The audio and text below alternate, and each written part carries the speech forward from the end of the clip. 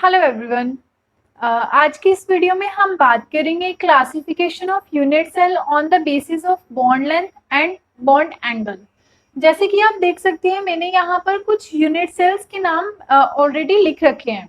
तो आज की इस वीडियो में मैं आपको बताऊंगी एक सिंपल सी ट्रिक। वीडियो को एंड तक जरूर देखिएगा, तभी आपको समझ आएगी कि ये ट्रिक कैसे अप्लाई होगी इन यूनिट सेल्स के ऊपर।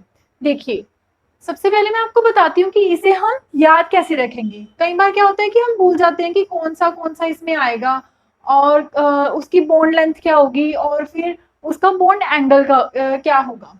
देखिए, मैंने इसे एक स्टूपिड सी ट्रिक से याद रखा हुआ है। Cute R mother. देखिए कैसे याद रख सकते हैं आप, सिंपल लिख लीजिए क्यूट आर मदर। ये बहुत ही इजी ट्रिक है इसे याद रखने के लिए, ये हम कभी नहीं भूलेंगे। Cute R mother, CUTERMOTHER। Cute से क्या आएगा, क्यूबिक। TE से क्या आएगा, टेट्रागोनल। R से क्या आएगा, ऑर्थोरोम्बिक। MO से मोनोक्लिनिक। T से ट्राइक्लिनिक। HE से हेक्सागोनल एंड R से रोम्बोहेड्रल। तो हम इसे ऐसे याद रख सकते हैं। अब देखिए, अगर मैं आपको सीधा यहाँ पर लिखवा दूं कि इसकी बॉन्ड लेंथ क्या होगी इन सब की, तो उसे याद रखना थोड़ा सा मुश्किल हो जाएगा, है ना। तो उसके लिए भी मैं आपको इसकी एक ट्रिक बताती हूँ। यहाँ पर लिखिए अनइक्वल। सिंपल ये नंबरिंग याद रखिए, 0 0 1 1 2 2 2। बस आपने सिर्फ इतना याद रखना है। आप किसी भी यूनिट सेल की जो है वो बॉन्ड लेंथ इजीली बता देंगे। देखिए, हम एबीसी की टर्म में लेते हैं। जैसे कि मैंने यहाँ पर कोई क्यूबिक यूनिट सेल ड्रॉ करा, क्यूबिक यूनिट सेल। क्यूबिक नहीं कह सकते, यूनिट सेल कहती हूँ मैं, ठीक है। तो ये एक यूनिट सेल है। अगर मैं आपसे पूछूं कि मोनोक्लिनिक में इसकी बॉन्ड लेंथ क्या होगी, मतलब तीनों की ये जो बॉन्ड लेंथ है वो क्या होगी, तो आप सीधा नहीं बता सकते हैं ना। तो यहाँ पर लिखिए ABC। 3 साइड्स हो गई ना उसकी ABC, ठीक है, ऐसे लिख लीजिए। अब मैंने आपको यहाँ पर अनइक्वल इसलिए लिखवाया है क्योंकि देखिए सिंपल ये नंबरिंग याद रखिए, 0 0 1 1 2 2। तो अनइक्वल का क्या मतलब हुआ कि तीनों इक्वल है। 0 मतलब कोई भी इसमें अनइक्वल नहीं आ रही, 0 मतलब तीनों इक्वल है। और 1 का क्या मतलब हुआ कि इसमें एक जो है वो नॉट इक्वल है। चाहे आप BC भी ले सकते हैं और AB भी ले सकते हैं और AC भी लिख सकते हैं, एज यू विश, आप जो मर्जी ले लीजिए, बस एक नॉट इक्वल आएगी। ऐसे ही इसमें भी होगी, 1 वाले में नॉट इक्वल और 2 2 वाले में सब में दोनों ही नॉट इक्वल आ जाएंगे। ये लास्ट वाली है, इसमें 3 ऐसे होते हैं जिसमें तीनों में नॉट इक्वल आती है, 2 2 2, ठीक है। ऐसे आप इसे याद रख सकते हैं बॉन्ड लेंथ को। है ना आसान तरीका इसे याद रखने का। पहले हमने क्या याद रखा, क्यूट आर मदर, उससे हमें ये सारे नाम याद हो गए। उसके बाद हमने ये नंबर्स याद रख लिए, किसे याद रखने के लिए, बॉन्ड लेंथ को याद रखने के लिए।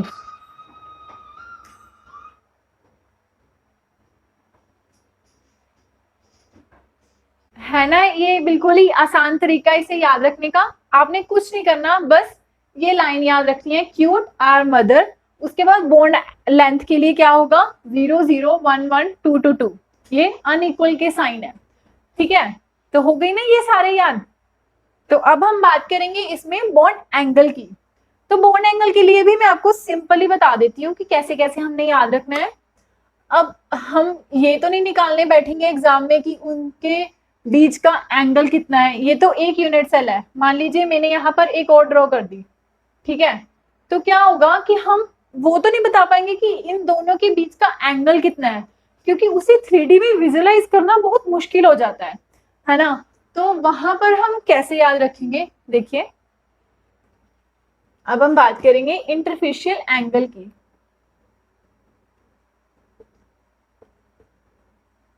एंगल हम अल्फा बीटा गामा में ले लेते हैं, बोन लेंथ हमने एबीसी में ली थी, अल्फा बीटा एंड गामा।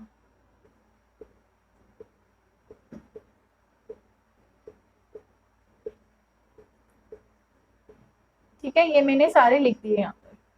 तो आपको सिर्फ इतना याद रखना है कि जो क्यूबिक होता है वो मोस्ट सिमेट्रिक होता है एंड जो ट्राइक्लिनिक होता है वो लीस्ट सिमेट्रिक होता है। अब इसका क्या मतलब हुआ, क्यूबिक सिमेट्रिक है, इसका मतलब हुआ कि इसके तीनों एंगल्स जो होंगे वो इक्वल होंगे 90 डिग्री के। ठीक है, तो ये मोस्ट सिमेट्रिक। और ट्राइक्लिनिक में क्या होता है, ट्राइक्लिनिक का हो गया ये वाला, इसमें ट्राइक्लिनिक में क्या होता है, हमारे पास कोई भी एंगल इक्वल नहीं होता और वो 90 डिग्री के इक्वल भी नहीं होते। ये तो हो गए दो, एक क्यूबिक और एक ट्राइक्लिनिक। अब लास्ट वाले में हमने क्या करना है, ये तीनों इक्वल तो हैं बट 90 के इक्वल नहीं है, तीनों एंगल सेम तो हैं बट 90 नहीं होंगे। ठीक है, ये तीनों हमने इजिली याद रख लिए। अब हमने क्या करना है, जो टेट्रागोनल है और जो ऑर्थोरोम्बिक है वो सेम क्यूबिक जैसे होते हैं, है ना, आसानी से याद करना। पहले हमने क्यूबिक याद रख लिया, देन ट्राइक्लिनिक, देन लास्ट वाला। क्यूबिक मोस्ट सिमेट्रिक है तो सारे 90 के इक्वल होंगे, ट्राइक्लिनिक में कोई भी इक्वल नहीं होगा और वो 90 के इक्वल भी नहीं होंगे, और रोम्बोहेड्रल में क्या होता है, सारे इक्वल तो होते हैं बट 90 के इक्वल नहीं होते। अब ये तो दोनों सेम हो गए, मोनोक्लिनिक भी हो गया, सॉरी ट्राइक्लिनिक भी हो गया, है ना। अब रह कौन सा गया, हेक्सागोनल। शायद मैंने कम कर दिया, ये टेट्रागोनल है, ये ऑर्थोरोम्बिक है, एंड मोनोक्लिनिक वाले में हमारे पास ये नहीं आएगा, ये मैंने गलत लिख दिया, सॉरी। ये जो मैंने आपको बताया वो ट्राइक्लिनिक का है जिसमें कोई भी इक्वल नहीं होता, और ये लास्ट वाला है। देखिए ये तीनों इक्वल हो गए।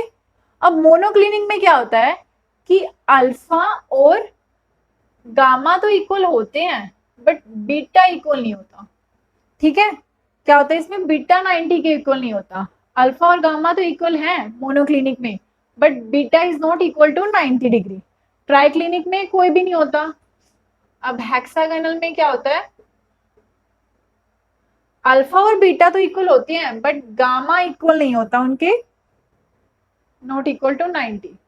और इसमें ये इक्वल तो होते हैं बट नॉट इक्वल्स टू 90। ठीक है, ये थोड़ी सी आगे पीछे हो गया, आप इसे देख लीजिएगा ध्यान से, बस आगे पीछे है, बाकी मैंने आपको सीरियल वाइज ही लिखवाया है। ठीक है, अब हमने इसका मैं आपको समरी बता देती हूँ। सबसे पहले हमने क्लासिफिकेशन में क्या करना है, हमने ये लाइन याद रखनी है, क्यूट आर मदर,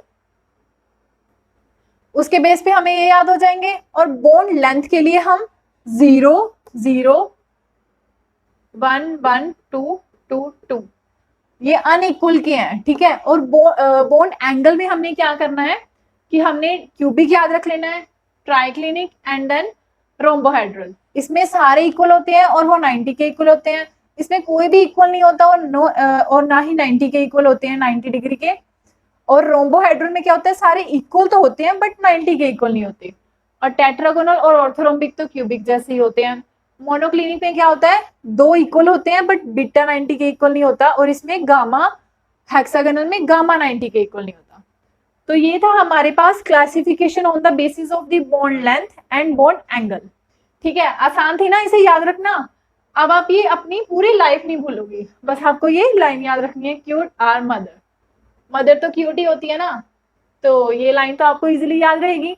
ठीक है, तो अब मैं आपको एक छोटी सी डेफिनेशन बताती हूँ कोऑर्डिनेशन नंबर की, जो कि हमें कंट्रीब्यूशन समझने के लिए इंपॉर्टेंट है।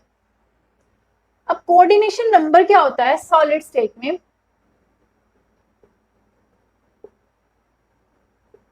कोऑर्डिनेशन नंबर, इसकी डेफिनेशन लिख लीजिए, the total number of surrounding atoms, उसे हम क्या बोलते हैं, कोऑर्डिनेशन नंबर,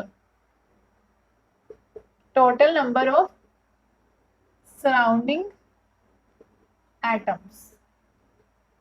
ठीक है, जब मैं आपको पढ़ाऊंगी कंट्रीब्यूशन तो आपको ये अच्छी तरह समझ आ जाएगा कि ये कोऑर्डिनेशन नंबर है क्या चीज।